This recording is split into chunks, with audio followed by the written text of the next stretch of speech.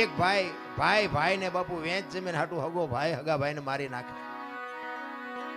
એક જાય ઉપર ને એક જાય જેલમાં. એટલે જ સંતોએ કીધું કે ધરતી રાજા રામની કોઈની પૂરી કરી નહીં આશ, આની માથે કંઈક રાણા રમી ગયા ને કંઈક વિયાઈ ગયા નિરાશ. પછી જેલમાં પૂર્યો એની આપણે ખબર કાઢવા જાય ને તો એ શું કે ખબર, એ કે ઓલું પોસાવી ગયું જાય ભલે જાય પણ મને આમાં જ બારો કઢાવો. તો હવે વેચ જવા દીધી હોત તો તારે મોડું થઈ ગયું. મારો કહેવાનો અર્થ એ છે સમયની હારે હાલો. સમય બડા બલવાન ને પુરુષ બળવાન. હમણાં કીધું તું ને વખતની બાપુ વાતું છે. અર્જુન જેવો બાણા વળી બાપુ આમ ગાંડીવની પણસ પકડીને છૂટી મૂકે ને કુરુક્ષેત્રના મેદાનના પડ ધ્રુજે અને ભીષ્મની સામે બાપુ ઈ ઉભો રહે, બીજાની તાકાત નહીં. અને એ શિખંડીને આગળ રાખ્યો ને કે ભીષ્મની સામે ઉભું રહેવું એટલે ઈ અર્જુન બાપુ હસ્તિનાપુર થી દ્વારકા જાતો તો લૂંટાઈ ગયો, સમય વિયો ગયો. એમ સમયની બલિહારી છે. સમય હારે હાલો. વર્તમાનમાં જીવો બાપુ. ભૂતકાળને ભવિષ્યકાળને સંભાળવાની જરૂર જ નથી.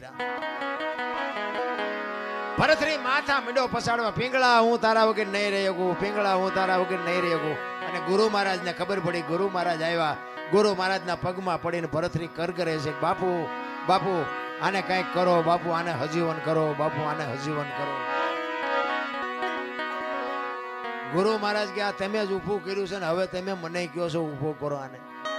આ કરવાની જરૂર શું હતી?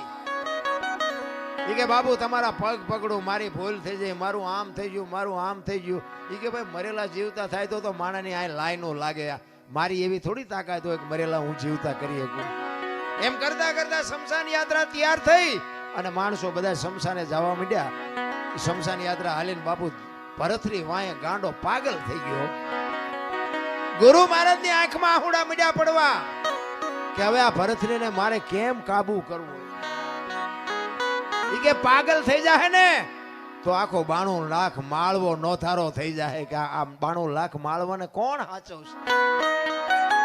એમ કરતા કરતા શમશાનમાં ગયા. ઈ લાકડા ગોઠવા ને પિંગળાને માથે ગોઠવી અને બાપુ ભરતરી ગાંડો તૂર થયો. અને એમાં કુદરતને વાત રાખવીને એક ગુંદકાનો આત્મો આમ જાતો હતો અને સદગુરુ મહારાજ એના ભજનના બળથી આમ જોઈ ગયા કે આત્મો હારો નથી પણ આ ભરતરીને કાબુ કરવા માટે જો આ પિંગળામાં નાખું ને પિંગળા બેઠી થાય ને તો ભરતરી બાપુ ઠેકાણે આવી જાય. એ ગુંદકાનો આત્મો બાપુ પકડી અને પિંગળાના ખોળિયામાં નાખ્યો અને પિંગળા બેઠી થઈ. ભરતરી ભાનમાં આવી ગયો પણ અસલ પિંગળા બાપુ મરી જઈ. એ પછી ઘોડેસવારનો ને અશ્વ